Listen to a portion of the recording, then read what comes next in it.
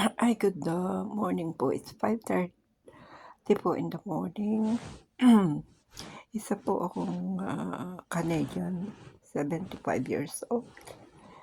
Kahapon po is nag-visit yung kumari ko.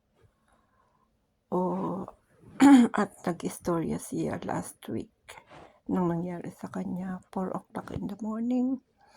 Kaya po nag-video ako ngayong umaga kasi magdamag po akong hindi nakatulog dahil sa nangyari sa kanya.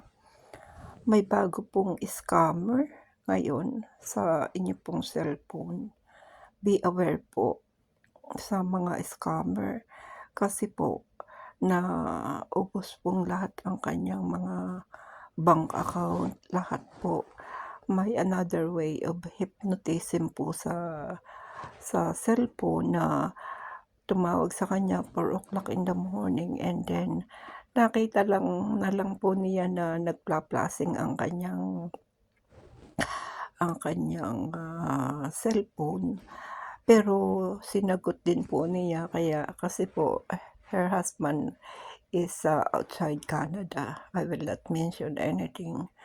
Kaya po ang nangyari ay sinagot niya, but on the time that she is talking with the guy in the phone, she realized that she found yung camera is on and it's flashing.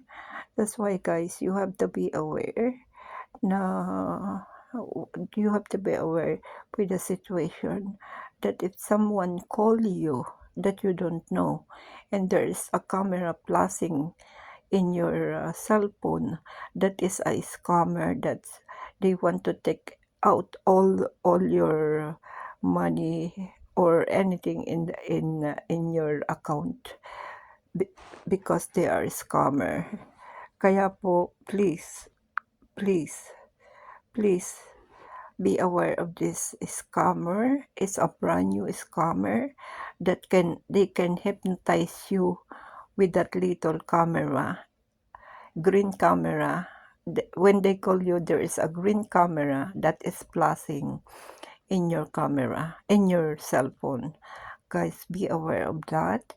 And then until now, there's a big investigation because they took more than 100,000 in their account. All her account is closed right now, and there is a big investigation with that.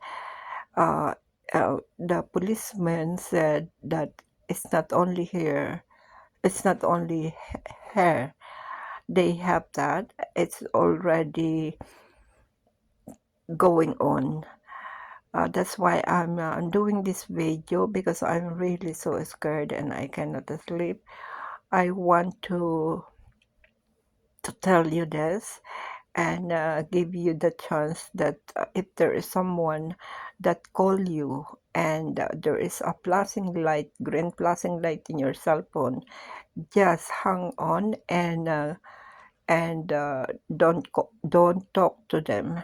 Okay, this is a reminder to everybody, especially the old people, and not only the old people, but to all people here in Canada. It's going on. That's why, please be careful. God bless you guys. Thank you, and I hope you heard this voice. Thank you, and God bless.